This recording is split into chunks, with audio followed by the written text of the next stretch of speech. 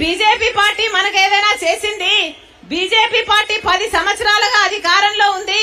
మనకు ఒకటి కాకపోతే ఒకటన్నా వాగ్దానాలు నిలబెట్టుకున్నారు. సరే, ప్రత్యేక హోదా కాకపోతే పోలవరం ఇచ్చారు, పోలవరం కాకపోతే రాజధాని ఇచ్చారు, రాజధాని కాకపోతే ఇంకొకటి చేశారు అంటే ఒక్కటి కూడా నిలబెట్టుకోలేదే.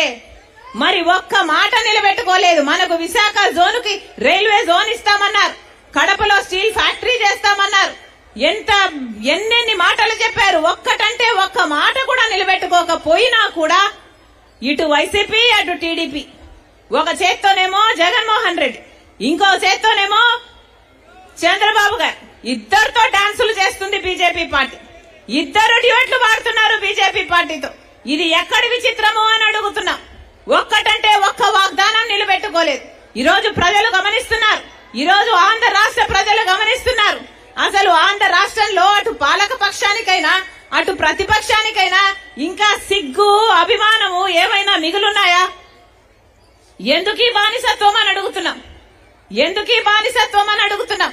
మనకు బీజేపీ ఒక్కటి కూడా చేయకపోయినా కూడా వాళ్ళ కాళ్ల మీద పడాల్సిన అవసరం ఏముంది? మన పాలక పక్షానికైనా మన ప్రతిపక్షానికైనా మన కర్మ కాకపోతే ఏమిటి ఈ విచిత్రం అని అడుగుతున్నాం. ఆలోచన చేయండి. నిన్న అసెంబ్లీలో నిలబడి అసెంబ్లీ సాక్షిగా పాలక పక్షం చెప్తున్న అబద్దాలు. బీజేపీ పార్టీ అంట మనకు ప్రత్యేక హోదాతో పాటు అన్ని విభజన హామీ విభజన సమస్యలు మొత్తము పరిష్కరించేశారట. ఇక విభజన హామీలన్నీ పరిష్కరించుకోగలిగాము, మా సత్సంబంధాల వల్ల పరిష్కరించుకోగలిగాము, ఈ సంబంధం ఇలాగే కొనసాగుతుంది, ఇక కొట్లాడడానికి ఏముంది అని చెప్పకనే చెప్తున్నారు అంటే, అసెంబ్లీ సాక్షిగానే ఈ మాటలు మాట్లాడుతున్నారు అంటే ఇక వీళ్ళని ఏమనాలి? అంటే మనకు రావాల్సిన అన్ని మనకు వచ్చేసినాయా? మనకు పోలవరం వచ్చేసిందా? మనకు స్పెషల్ స్టేటస్ వచ్చేసిందా?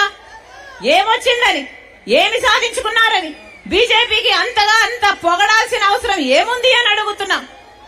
జగనన్న గారు ముఖ్యమంత్రి స్థాయిలో ఉన్నారు. జగనన్న గారు ముఖ్యమంత్రి స్థాయిలో ఉండి కూడా ఎంత చెయ్యగలిగుండి కూడా ఏం సాధ్యమైంది? ఏం సాధించగలిగారు? జగనన్న గారిని వాళ్ళ అభిమానులు పొగుడుతున్నారు కదా, పులి సింహము అని పొగుడుతారే, మరి ఏమైంది? ఎవరికి పులి, ఎవరికి సింహం? సాక్షి పేపర్ కి పులా, సోషల్ మీడియాకి సింహమా? ఏం ఉద్ధరించారు? ఏది? ఒక్కసారి విప్పండి మీ పంజా బీజేపీ మీద, ఒక్కసారి గర్జించండి బీజేపీ మీద మీకు దమ్ముంటే. ఒక్కటంటే ఒక్క వాగ్దానం నిలబెట్టుకోలేదే. అయినా కూడా ఒక్క ఉద్యమమైనా మీరు చేయకపోతే మీరు ఆంధ్ర రాష్ట్ర ప్రజలకు ద్రోహులుగా మిగిలిపోరా? చరిత్ర మిమ్మల్ని క్షమిస్తుందా?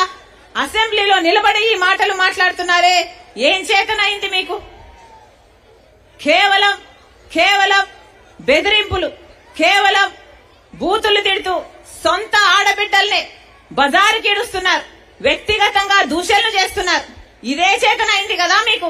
మీకు పోలవరం సాధించడం చేతనైందా? మీకు స్పెషల్ స్టేటస్ సాధించడం చేతనైందా? మీకు రాజధాని సాధించడం చేతనైందా? మీకు పరిపాలన చేతనైందా? ఇది పాలన అంటారా? దిక్కుమాలిన పాలన అంటారా?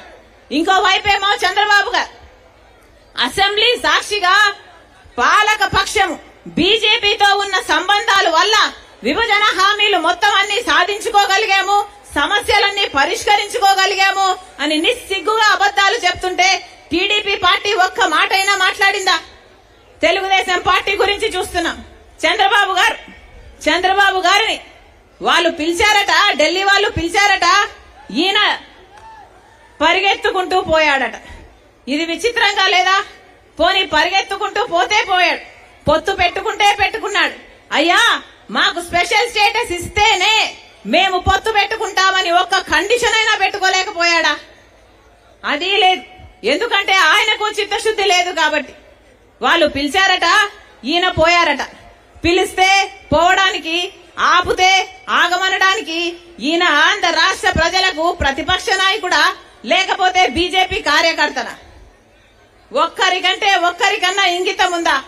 ఆంధ్ర రాష్ట్ర ప్రజలకు ప్రత్యేక హోదా అన్నది ఎంత ముఖ్యమో ఒక్కరికైనా ఆంధ్ర రాష్ట్ర ప్రజల గురించి ఆలోచన ఉందా?